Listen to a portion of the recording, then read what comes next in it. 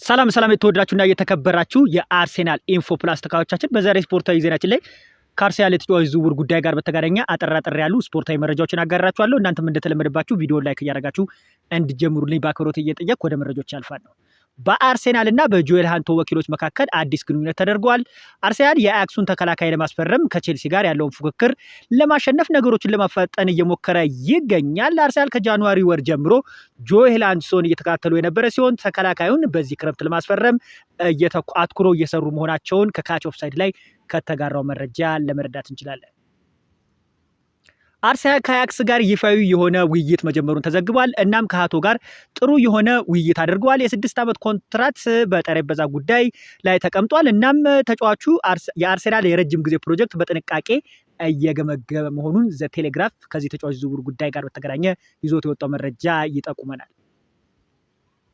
በመሀል መስመር ላይ አርሴናል አንድ ተጫዋች ለማስፈረም አሁን ደግሞ በአዲስ መንገድ እንቅስቃሴ ጀምሯል። እሱ እንመልከት። አርሴናል ቢል አል ካኑስን ለማስፈረም እየተቃረበ መሆኑ ተዘግቧል። ሌስተር ወደ ቻምፒዮንሺፕ መውረዱ ተከትሎ እንደሚለቅ በሰፊው ይጠበቃል። ከተጫዋቹ ወኪል ጋር ስምምነት ተፈጽሟል። የተጫዋቹ ዋጋ ወደ 23.8 ሚሊዮን ዩሮ አካባቢ እንደሆነ ተዘግቧል። አርሴናል ለአያክስ ተከላካይ ጆኤል ሃንቶ የ6 ዓመት ኮንትራት አቅርቧል። ከተጫዋቹ እና ከአያክስ ጋር ውይይቶች እየተካሄዱ ይገኛሉ። የግራ እግር የመሃል ተከላካይ የሆነው ሃንቶ አሁን ወደ አርሴናል ለመቀላቀል እየተቀረበ ይገኛል። በግምት 42 ሚሊዮን ፓውንድ ይሆናል ተብሎ ይጠበቃል። ሪያል ማድሪድ ሮድሪጎ በግራ ክንፍ መጫወት ከፈለገ ሊለቁት እንደሚችሉ ተዘግቧል። አርሰናል ደግሞ ሮድሪጎን በሚፈልግበት ቦታ በግራ ክንፍ በኩል ለማጫወት ፈቃደኞች መሆናቸውን አሁን ላይ ማርካ ይዞት የወጣው መረጃ ይጠቁመናል። ፉላሞች ሪስ ኔልሰንን በቋሚ ውል ለማስፈረም ከአርሴናል ጋር ድርድር መጀመራቸው እየተዘገበ ይገኛል። ዘገባውንም ዘ ስታንዳርድ ይዞት የወጣው መረጃ ያመላክተናል። ማርቲን ዙቢሜንዲን የተመለከተ መረጃ ላጋራችሁ። ይህን ተጫዋች በተመለከተ ፋብሪዚዮ ሮማኖ ሂር ዊ ጎ ካለ ቀናቶች አልፏል። ይህንን በተመለከተ አንድ አዲስ መረጃ አለ፣ እሱን እንመልከት። በሰሜን ለንደኑ ክለብ አርሰናል እጅጉኑ ሲፈለግ የሰነበተው ስፔናዊ አማካይ ማርቲን ዙቢሜንዲ ዝውውሩን ለማጠናቀቅ ለንደን እንደሚገኝ ታውቋል። ዛሬ ላይ ከአርሰናል ባለስልጣኖች ጋር ውይይት ያደርጋል ተብሎ የሚጠበቀው ማርቲን ዙቢሜንዲ በሰሜን ለንደኑ ክለብ የሕክምና ምርመራውንም እንደሚጨርስ ይጠበቃል። ለረጅም ጊዜ በአርሰናል ራዳር ውስጥ የነበረው ስፔናዊ አማካኝ ማርቲን ዙቢሜንዲ ማረፊያው አርሰናል እንደሚሆንም ታውቋል። አርሰናል ለሶሴዳድ ለተጫዋቹ የውል ማፍረሻ 60 ሚሊዮን ዩሮ እንደሚከፍል ከዴቪድ ኦርስተን ዘገባ ለመረዳት እንችላለን። አርሰናል የ23 ዓመቱን ዩክሬናዊ አጥቂ ቭላዲስላቭ ከዳይናሞ ዛግሬብ ለማስፈረም ፍላጎት እንዳለው እየተዘገበ ይገኛል። ቭላዲስላቭ ባሳለፍነው የውድድር ዓመት ለዳይናሞ ኬቭ በሁሉም የውድድር መድረኮች ባደረጋቸው 45 ጨዋታዎች ውስጥ 21 ጎሎችን አስቆጥሮ 9 ለጎል የሚሆኑ ኳሶችን አመቻችቶ ማቀበል ችሏል። የ23 ዓመቱ ተጫዋች የውል ማፍረሻው 17 ሚሊዮን ፓውንድ ሲሆን ኮንትራቱን በሰኔ 2027 የሚጠናቀቅ ይሆናል። ዳይናሞ ኬቭ ኮንትራቱን ከማለቁ በፊት ከተጫዋቹ ገንዘብ ለማግኘት እንደሚፈልጉ ተዘግቧል። ቪክተር ዮከሬስን የተመለከተ መረጃ ላጋራችሁ። በተለይ ቶክ ስፖርት ከዚህ ተጫዋች ዝውውር ጉዳይ ጋር በተገናኘ ይዞት የወጣው መረጃ እንመልከት። ቪክተር ዮከሬስ ከማንቸስተር ዩናይትድ ፍላጎት ቢኖርም ወደ አርሰናል እንደሚሄድ ለቅርብ ጓደኞቹና ቤተሰቦቹ ተናግሯል። የስፖርቲንግ ሊዝበን አጥቂ በአውሮፓ እግር ኳስ በጣም ከሚፈለጉ አጥቂዎች ውስጥ አንዱ እንደሆነ ቶክ ስፖርት ላይ በተደረገ ውይይት ለጋዜጠኛ አሌክስ ክሮክ እና ዝውውሩ መረጃ አጋርቷል። ከ24 ሰዓት በፊት ቪክተር ዮከሬስ አርሰናልን እንደሚቀላቀል ለጓደኞቹና ለቤተሰቦቹ እንደነገራቸው የሚጠቁሙ መልእክቶች ነበር። ማንቸስተር ዩናይትድ እሱን ለማስፈረም ፍላጎት እንዳላቸው እናውቃለን። ከሩበን አሞሪም ጋር ቀደም ያሉ ግንኙነቶች እንዳሉ እናውቃለን። አርሰናል ግን የሻምፒዮንስ ሊግ እግር ኳስ ሊያቀርብለት ይችላል። ምናልባት በሚቀጥለው የውድድር ዘመን ለዋንጫ ስለሚጫወት አርሰናል ሊመርጥ እንደሚችል ተዘግቧል። ነገር ግን ስፖርቲንግ ቁማር ሊጫወቱ እንደሆነ እየተዘጋ ይገኛል። ዮከሬስ እና በክለቡ መካከል አለመግባባት ተፈጥሮ ነበር። ምክንያቱም ወኪሉ በ60 ሚሊዮን ፓውንድ ለመልቀቅ ስምምነት እንዳላቸው ጠቁሟል። ክለቡ ደግሞ 80 ሚሊዮን ፓውንድ የሚጠጋ ዋጋ እየፈለጉ ይገኛሉ። ይህም ፍላጎት አርሰናልን ከዝውውሩ ሊያስወግዱት እንደሚችል ተዘግቧል። ጁሪየን ቲምበር በቀጣይ ወር መጀመሪያ የጊዜ የቅድመ ውድድር ቡድን ለመቀላቀል ዝግጁ መሆኑን እየተዘገበ ይገኛል። ተጫዋቹ እንደሚታወቀው ከኤሲኤል ጉዳት ጋር በተገናኘ ለረጅም ጊዜ እንደተጎዳ ይታወቃል። አሁንም ቀዶ ጥገናውን ከመጨረሱ ጋር በተገናኘ ወደ አርሰናል ልምምድ በፕሪሲዝን እንደሚመለስ ይጠበቃል።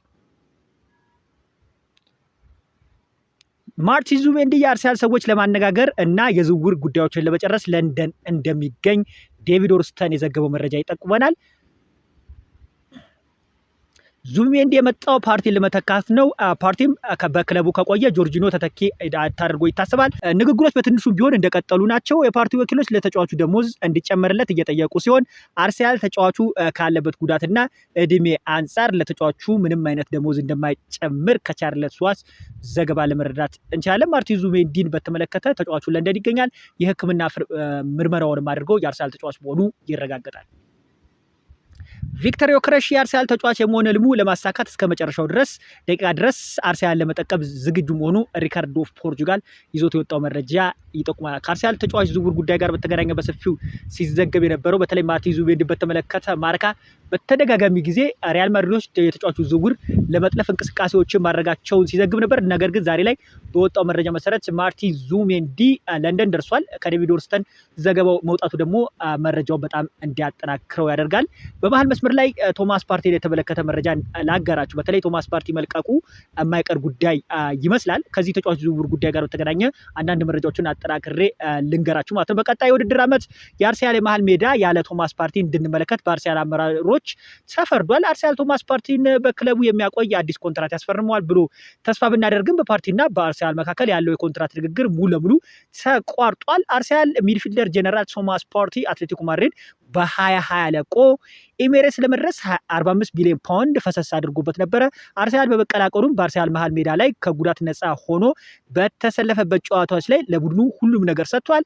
ቶማስ ፓርቲ ለአርሰናል መስጠት የነበረበትን ግልጋሎት በበቂ ሁኔታ እንዳይሰጥ በሚያጋጥመው ተደጋጋሚ ጉዳቶች በተለይም አርሰናል የእሱን ግልጋሎት አብዝቶ በሚፈልግበት ወሳኝና በትላልቅ ጨዋታዎች በሚያጋጥመው ጉዳት ከሜዳ ሲርቅ የእርሱ ሆነ የደጋፊዎች ልብ ምን ያህል እንደተሰበረ በሱ ጉዳት ያልተማረረ ደጋፊ የለም።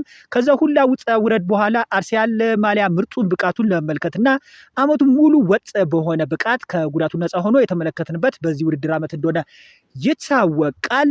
ያውም የአርሰናል በርካታ ተጫዋቾች በጉዳት ባጣንበት የውድድር ዓመት በሚገርም ሁኔታ አመቱን ከራሱ ቦታ አልፎ በጉዳት ያሳጠሩት ተጫዋቾች ቦታ እየተካ አንድ አመት ሙሉ የውድድር አመቱን አሳልፎ ይህንን ብቃት በቀጣይ አመት በቀይና ነጩ ማሊያ ለመመልከት አብዝተን ቋምጠን ነበረ። ቢሆንም ግን ተጫዋቹ ከዴክላን ራይስ ጎን ሲሰለፍ ለአርሰናል የሚሰጠውን ግልጋሎት ሁላችንም የአርሰናል ደጋፊዎች ምንም እንኳን ብናውቀው ተጫዋቹ በቀጣይ በአርሰናል ቤት የመቆየት እድሉ በጣም እየጠበበ ይመጥቷል። ስፖርቲንግ ሊዝበን በቪክተር ዮከረስ ዝውውር ጉዳይ ላይ በተገናኘ አሁንም ተጫዋቹ ከክለቡ እንዳይለቅ ግፊቶችን እያደረጉ ይገኛል። ነገር ግን ዮከረስ የተለያዩ ጥያቄዎች በተለይ ከጁቬንቱስ ከማንቸስተር ዩናይትድ ቢቀርቡለትም ተጫዋቹ እስከ መጨረሻ ድረስ አርሴናሎችን እንደሚጠብቅ የሚያመላክት መረጃዎች እየወጡ ይገኛል። ከአርሰናል ተጫዋች ዝውውር ጉዳይ ጋር በተገናኘ ይዤላችሁ የመጣሁት መረጃ ይህን ይመስላል። በሌላ ቪዲዮ እስክንገናኝ መልካም ጊዜ ተመኞች።